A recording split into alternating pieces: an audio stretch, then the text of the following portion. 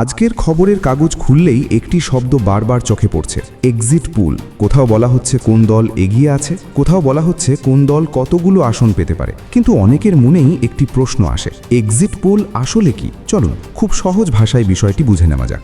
নির্বাচনের ক্ষেত্রে সাধারণত দুই ধরনের পোল বা সমীক্ষা হয়। প্রথম হলো ওপিনিয়ন পোল, দ্বিতীয় হলো এক্সিট পোল। ওপিনিয়ন পোল হয় ভোটের আগে।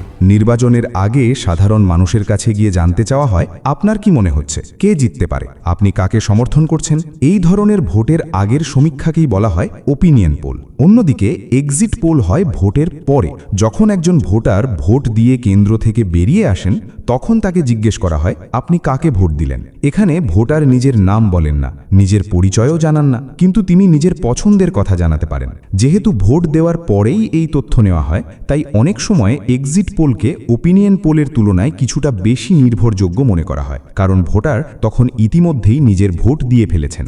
এখন প্রশ্ন হলো, ভারতে এক্সিট পোল নিয়ে আইন কি বলে? ভারতে representation of the peoples act 1951 এর সেকশন 126A অনুযায়ী এক্সিট পোল করা নিষিদ্ধ নয়, কিন্তু এর ফলাফল প্রকাশ করা নিষিদ্ধ নির্বাচন কমিশন নির্ধারিত সময় পর্যন্ত।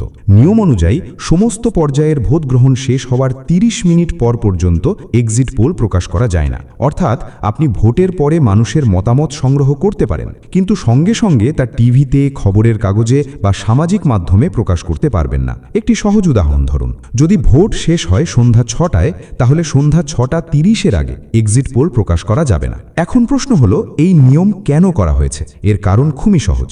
যে সংস্থা এই সমীক্ষা করে তারা কখনো পক্ষপাত দুষ্ট হতে পারে তারা খুব অল্প কিছু মানুষের মত নিয়ে বলে দিল, এই দলের হাওয়া চলছে, ওই দল নিশ্চিত জিতছে। যদি এই খবর ভোট চলাকালীন অন্য ভোটাররা দেখে, তাহলে তাদের মনেও প্রভাব পড়তে পারে। অনেকে ভাবতে পারেন, যেহেতু ওই দল জিতছেই, তাহলে আমিও সেই দলকেই ভোট দিই। এই কারণেই এক্সিট পোলের প্রকাশে নিয়ন্ত্রণ আনা হয়েছে।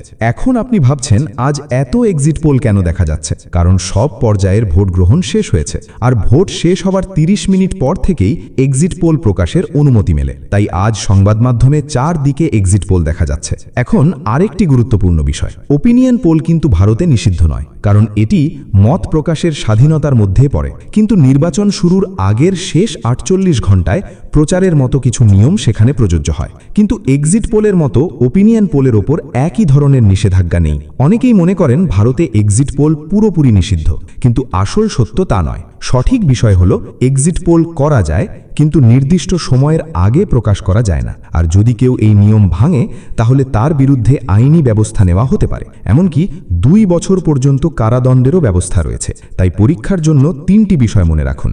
এক্সিট পোল হলো পোস্ট পোল সার্ভে। এটি রয়েছে section 126A representation of the peoples act 1951 এর অধীনে, এবং এর প্রকাশ নিষিদ্ধ থাকে ভোট শেষ হওয়ার 30 মিনিট পর্যন্ত। আজ খবরের কাগজে যে এক্সিট পোল শব্দটি বারবার দেখছেন, তা শুধু রাজনীতির জন্য নয়, পরীক্ষার জন্য খুব গুরুত্বপূর্ণ। তাই শুধু পড়বেন না, ভালো করে বুঝেও রাখবেন।